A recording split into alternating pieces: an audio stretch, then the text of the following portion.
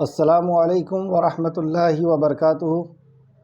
الحمد للہ ان الحمد للہ نحمده ونستعینه ونستغفره ونعوذ باللہ من شرور انفسنا ومن سیئات اعمالنا من يهده الله فلا مضل له ومن يضلل الله فلا هادي له واشهد ان لا اله الا الله واشهد ان محمدا عبده ورسوله اما بعد فإن خير الحديث كتاب الله وخير الهدي هدي محمد صلى الله عليه وعلى آله وسلم وشر الأمور محدثاتها وكل محدثة بدعة وكل بدعة ضلالة وكل ضلالة في النار۔ رب اشرح لي صدري ويسر لي أمري واحلل عقدة من لساني يفقهوا قولي، آمین یا رب العالمین۔ ہر قسم کی تعریف، حمد اور ثنا اللہ رب العزت کے لیے لائق اور زیبا ہے، جو ساری کائنات کا ایک و تنہا خالق، مالک، مربی اور منتظم ہے۔ درود و سلام ہو انبیاء اکرام پر، خصوصاً نبی مکرم رحمۃ للعالمین امام الانبیاء محمد صلی اللہ علیہ وسلم پر۔ معزز سامعین اکرام، آج سورہ زاریات کی آیت نمبر 52 سے کلاس رہے گی۔ اللہ رب العزت سے دعا ہے کہ اللہ رب العزت ہمیں صحیح معنوں میں قرآن مقدس کو سمجھنے، اس پہ غور و فکر کرنے اور عمل کے ساتھ لوگوں تک پہنچانے کی توفیق اور رفیق عطا فرمائے، آمین یا رب العالمین۔ اعوذ باللہ من الشیطان الرجیم۔ کذالک ما اتی الذین من قبلہم من رسول الا قالوا ساحر او مجنون۔ اسی طرح ان سے پہلے لوگوں کے پاس جو بھی رسول آیا تو انہوں نے بس یہی کہا یہ تو جادوگر ہیں یا دیوانے ہیں۔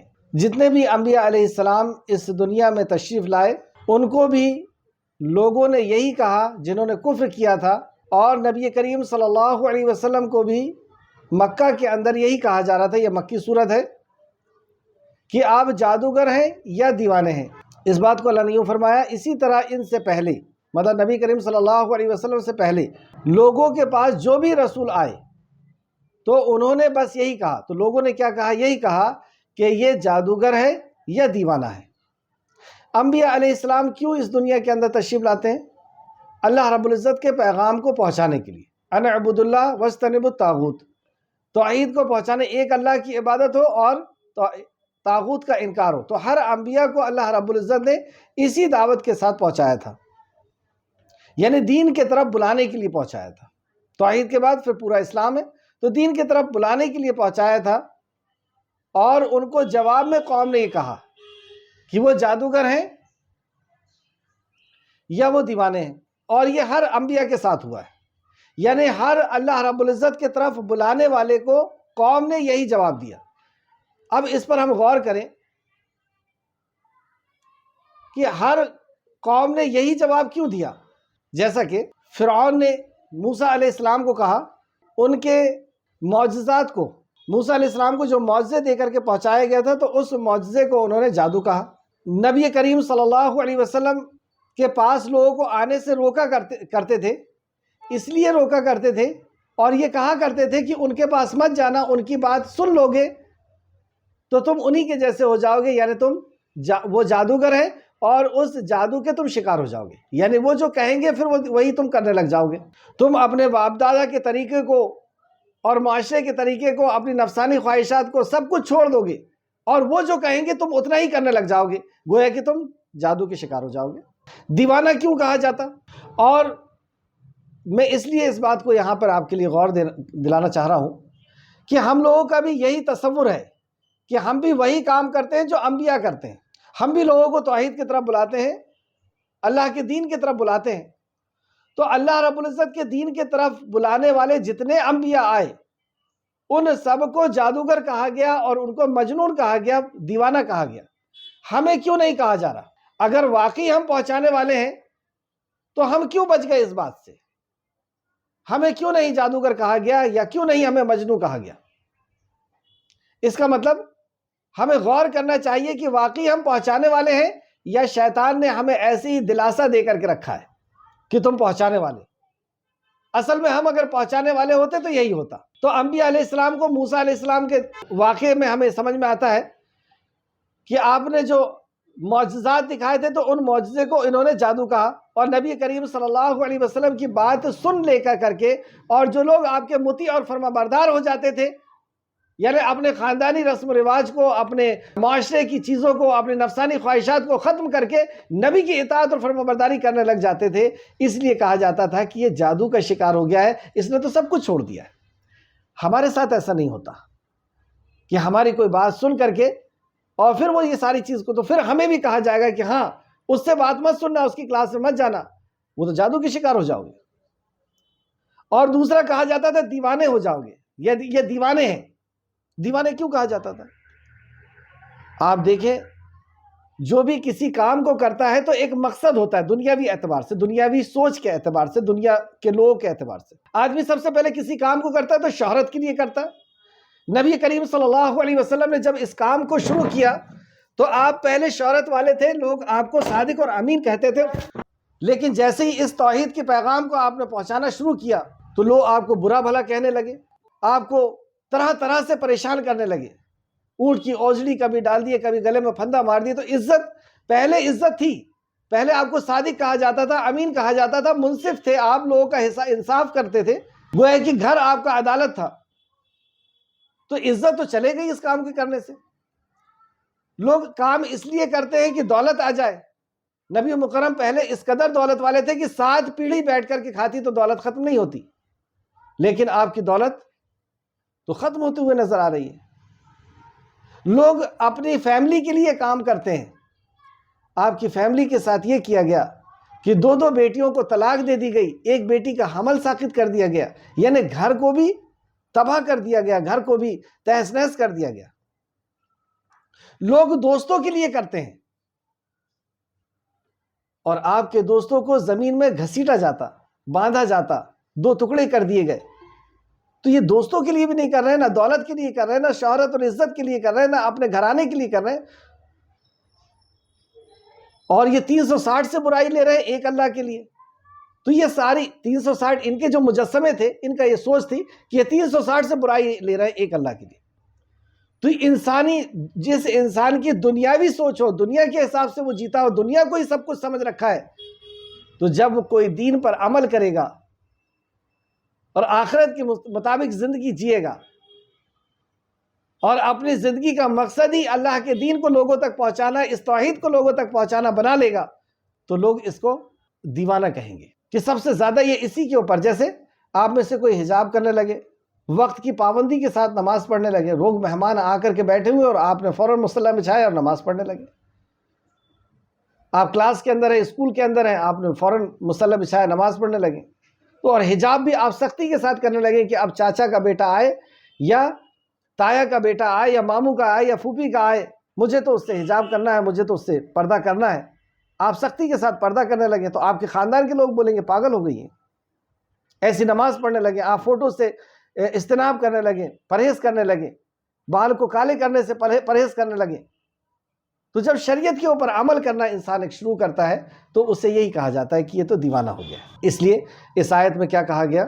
اس طرح ان سے پہلے لوگوں کے پاس جو بھی رسول آئے تو انہوں نے بس یہی کہا کہ یہ تو جادوگر ہے یا دیوانہ ہے۔ کیا وہ ایک دوسرے کو اس بات کی وصیت کرتے آئے ہیں؟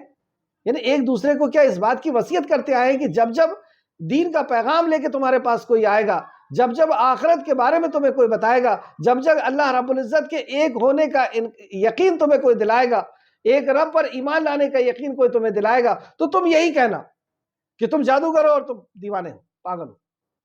کیا انہوں نے ایک دوسرے کو وصیت کرتے ہوئے چلے آئے؟ پھر اللہ خود فرماتا نہیں، بلکہ وہ سب لوگ سرکش لوگ ہیں۔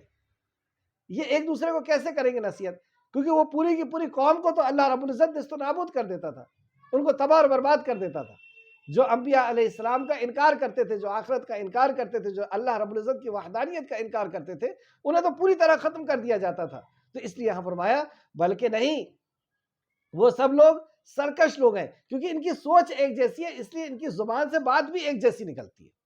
ان کی سوچ جیسی ہوتی ہے ویسی آنے والی جنریشن بھی ویسی ہی بات کرتی ہے۔ لہٰذا آپ ان سے بس پھر جائیں تو آپ پر کچھ ملامت نہیں۔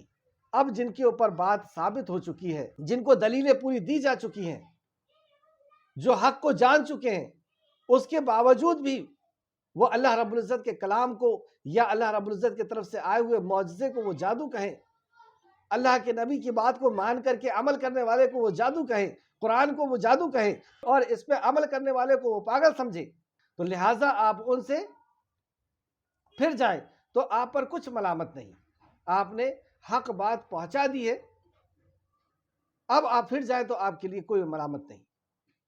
آیت نمبر 55، اور آپ نصیحت کرتے رہیے اس لیے کہ بے شک نصیحت مومنوں کو نفع دیتی ہے۔ یہ بات قابل غور کہ اگر پھر بھی جائیں تو کوئی دقت نہیں، لیکن آپ نصیحت کرتے رہیے۔ تو نصیحت کس چیز سے کرتے تھے نبی کریم صلی اللہ علیہ وسلم؟ اللہ کے کلام سے اور حدیث سے۔ اور یہ نصیحت کس کو اثر کرتی ہے؟ کیوں ہمارے ساتھ ایسا ہوتا ہے کہ ہم قرآن سنتے ہیں، پڑھتے ہیں، اور جو احکامات اس کے اندر آتے ہیں ہم اس پہ عمل نہیں کرتے؟ یہ نصیحتیں ہم پر اثر کیوں نہیں کر رہی؟ اور آپ نصیحت کرتے رہیے اس لیے کہ بے شک نصیحت، اس میں کوئی شک نہیں، نصیحت مومنوں کو نفع دیتی ہے، یہ مومنوں کو نفع دیتی ہے۔ اب اگر ہمارے ساتھ اگر ایسا ہے، اللہ نہ کرے کہ ایسا ہو، کہ ہم قرآن سن رہے ہیں، پڑھ رہے ہیں، سمجھ رہے ہیں، لیکن اس کے بعد بھی اس پر عمل نہیں کر رہے، تو ہمیں اپنے ایمان کا جائزہ لینا چاہیے، کیونکہ ایمان والوں کو یہ نصیحت اثر کرتی ہے۔ ایمان والوں کے سامنے جب حکم آیا شراب حرام، تو گھر کے اندر جو تھی، جو گلے کے اندر تھی، جو پیٹ کے اندر تھی، وہ بھی باہر نکل گئی۔ ایمان والوں کے حکم آیا کہ پردہ فرض ہے، حجاب فرض ہے، اپنے آپ کو ڈھانک لینا ہے، چہرے کو ڈھانک لینا ہے، تو بہن نے دوسری بہن کو ڈھانک کر کے وہ گھر واپس آئی، جہاں پہ جو حکم سنا اس کو وہیں پر عمل کیا۔ تو یہ نصیحت اللہ رب العزت کی بات، اللہ کے نبی کی بات ایمان والوں کو اثر کرتی ہے۔ اگر ہمیں اثر نہیں کر رہی تو ہمیں اپنے ایمان کا جائزہ لینا چاہیے، ہمیں اپنے ایمان کے بارے میں سوچنا چاہیے کہ ایسا کیا بات ہے۔ اور دوسری بات اس سے پتہ چلی کہ ایمان کتنی ضروری چیز ہے، کہ اگر ہم ایمان والے نہیں ہوئے تو اللہ کا کلام، نبی کا فرمان ہم پر اثر نہیں کرے گا۔ اللہ ہم سب کو ایمان والا بنائے، آمین یا رب العالمین۔ آیت نمبر 56، وَمَا خَلَقْتُ الْجِنَّ وَالْإِنسَ إِلَّا لِيَعْبُدُونَ، اور ہم نے جن اور انسان اس لیے پیدا کیے تاکہ وہ ہماری عبادت کریں۔ مطلب انسان اور جن کی پیدائش کا مقصد یہاں پہ بتایا گیا۔ بے شمار انہیں نعمتیں اللہ رب العزت نے عطا کی ہے، ان گنت نعمتیں عطا کی، لیکن ان نعمتوں کے بعد اللہ رب العزت ہم سے کیا چاہتا ہے؟ صرف اتنا چاہتا ہے کہ ہم اس کی عبادت کریں۔ یعنی ہماری پیدائش کا مقصد کسی اور کی عبادت نہیں، اللہ کی عبادت ہے، یعنی توحید ہے۔ اور توحید کے بعد پھر پورا دین۔ توحید اس لیے کہ اگر توحید نہیں ہے تو پورا دین پر عمل کرنا کسی کام کا نہیں، کسی فائدے کا نہیں، کیونکہ شرک کے ساتھ اللہ رب العزت کوئی عبادت قبول نہیں کرتا۔ تو اللہ نے اپنی عبادت کے لیے پیدا کیا، گویا کہ توحید کے لیے پیدا کیا، اور جو توحید پر ہے اس کے لیے سارا دین، جیسے ہر وہ بات و کام جو اللہ کے قریب کر دے وہ عبادت ہے۔ عبادت کیا ہے اس کی تعریف اور نوٹ کر لیں۔ حافظ ابن تیمیہ رحمۃ اللہ علیہ فرماتے ہیں، عبادت در حقیقت اللہ تعالیٰ کی اطاعت کا نام ہے، اللہ کے حکم کو ماننے کا اطاعت کا نام۔ اللہ تعالیٰ کی اطاعت کا طریقہ انبیاء علیہ السلام کے ذریعے سے جو نازل ہوا ہے اس پر عمل کرنا، اسی کے تابع فرمان رہنا۔ ایک اور مقام پر فرمایا، عبادت ایک جامع نام ہے جس کا اطلاق ہر اس قول و عمل پر ہوتا ہے جو اللہ تعالیٰ کی محبت و پسندیدگی کے مطابق کیا جائے، یعنی اللہ سے محبت کے ساتھ اور اس کی پسندیدگی، یعنی اللہ رب العزت کو جو عمل پسند ہے وہ ایسا عمل کیا جائے۔ امام قرطبی رحمۃ اللہ علیہ فرماتے ہیں، عبادت کی حقیقت تذلل و خضوع پر قائم ہے۔ تذلل یعنی اپنے آپ کو اللہ رب العزت کے سامنے جھکا دینا، تذلل کرنا، اپنے آپ کو اپنے وقت کے مطابق کہ ہم اللہ کے سامنے کچھ بھی نہیں، اس کے سامنے اپنے آپ کو تذلل کر دینا، جھکا دینا، اور خشوع یعنی دل کی محبت کے ساتھ قائم ہے۔ شریعت کے تمام امور وظائف کو عبادت کا نام اس لیے دیا گیا ہے کہ بندہ اللہ تعالیٰ کے سامنے انتہائی درجے کی تذلل اور خشوع کے ساتھ ان امور وظائف کو انجام دیتا ہے۔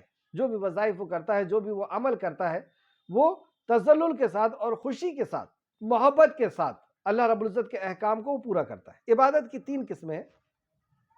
ایک دل کی عبادت کہ دل میں سب سے زیادہ محبت اللہ رب العزت کی ہے، دل میں ایمان ہے وغیرہ وغیرہ۔ زبان کی عبادت کہ زبان سے ہم جو حمد صلات کے کلمات کو دہراتے ہیں، پڑھتے ہیں۔ اور اعضاء کی عبادت جس میں ہم رکوع کرتے ہیں، سجدہ کرتے ہیں، طواف وغیرہ کرتے ہیں۔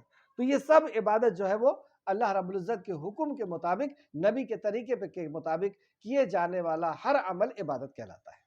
خلاصہ یہ تو اسی عبادت کے لیے اللہ رب العزت نے پیدا کیا۔ اور اگر کوئی بندہ عبادت نہ کرے، یعنی وہ اپنی مرضی کی زندگی جیے، تو اس میں کس کا نقصان ہوگا؟ اسی کا نقصان ہوگا، کیونکہ جس رب نے ہمیں بنایا ہے وہی جانتا ہے کہ ہمارے لیے کیا حلال ہے کیا حرام ہے، یعنی کیا پینا چاہیے کیا نہیں پینا چاہیے، کیا کھانا چاہیے کیا نہیں کھانا چاہیے، کیا پہننا چاہیے کیا نہیں پہننا چاہیے، کیا سوچنا چاہیے کیا نہیں سوچنا چاہیے۔ یہ وہی بتا سکتا ہے جس نے ہمیں پیدا کیا، جس نے ہمیں بنایا ہے، اور اس نے جس حساب سے اس مشین کو چلانے کا حکم دیا ہے، اس حساب سے اس 2 پیر کی مشین کو چلانے کا نام ہی عبادت ہے۔ اب بتائیے ہمارے ہی فائدے کے لیے اللہ، جیسے دیکھتے ہیں نا آپ کی کوئی سائنسداں کسی مشین کو بناتا ہے تو ساتھ میں اس کے ایک مینول دیتا ہے کہ اس کو اس طریقے سے آپریٹ کرنا ہے۔ اب آپ اس مشین کو اس طریقے سے آپریٹ کریں گے تو بہت اچھی طریقے سے کر پائیں گے۔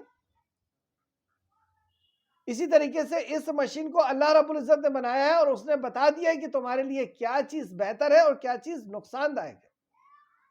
اس چیز سے بچنا، بس گویا کہ اس مینول کے حساب سے زندگی جینا، یہ عبادت ہے۔ اور اسی سے اللہ خوش ہو کر کے اور ہمیشہ ہمیشہ کی ابد و آباد زندگی جنت عطا فرمائے گا۔ عبادت میں گویا کہ ہمارا ہی فائدہ ہے، جیسے کہ آگے آپ دیکھیں گے آیت نمبر 57 میں، کوئی ان سے رزق نہیں چاہتا، یعنی اللہ رب العزت نے ہمیں پیدا کیا اور بے شمار نعمتوں سے ہمیں نوازا ہے، تو ان نعمتوں کو حاصل کرنے کے بعد اللہ رب العزت ہم سے صرف یہ چاہتا ہے کہ اس نے تمہیں جس اندازے میں پیدا کیا تم اس اندازے میں زندگی جیو، وہی تمہارے لیے بہتر ہے۔ اور بدلے میں وہ تم سے یہ نہیں چاہتا ہے کہ میں ان سے کوئی رزق نہیں چاہتا ہوں کہ کوئی چیز تم اسے بنا کر کے دے دو۔ کیا ہم بنا کر کے دے سکتے ہیں؟ پوری دنیا مل کر کے ایک مکھی تو بنا نہیں سکتی، پوری دنیا مل کر کے کھجور اور گٹھلی کے بیچ میں جو پردہ ہوتا ہے اسے تو نہیں بنا سکتی، پوری دنیا مل کر کے ایک ریت کا کण تو نہیں بنا سکتی۔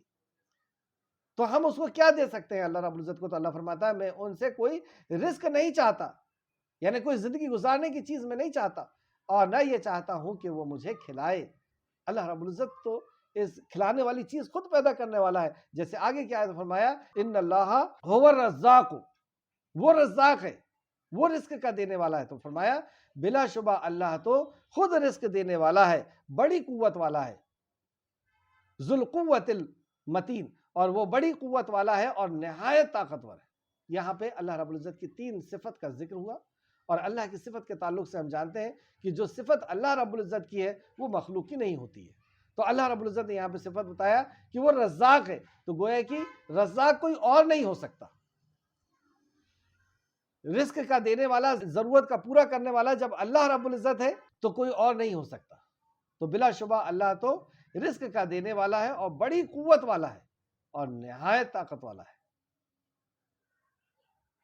پھر بے شک جن لوگوں نے ظلم کیا ان کی نصیب میں عذاب ہے۔ بے شک جن لوگوں نے ظلم کیا، وہی ظلم جو اوپر بتایا گیا تھا کہ انہوں نے اللہ رب العزت کے پیغام کو، نبی کے فرمان کو جادو اور پاگل پن کا نام دیا، یعنی انہیں عمل کے قابل نہیں سمجھا، اس پر عمل کرنا پاگل پن سمجھا، اور جو لوگ اس پر عمل کرتے ہیں ان کو جادو کا شکار سمجھ رہے ہیں۔ تو ان کے تعلق سے اللہ نے فرمایا آیت نمبر 59 میں، پھر بے شک جن لوگوں نے ظلم کیا ان کے نصیب میں عذاب ہے، جیسا کہ ان کے ساتھیوں کے نصیب میں تھا، جیسا کہ ان کے ساتھیوں کے نصیب میں تھا۔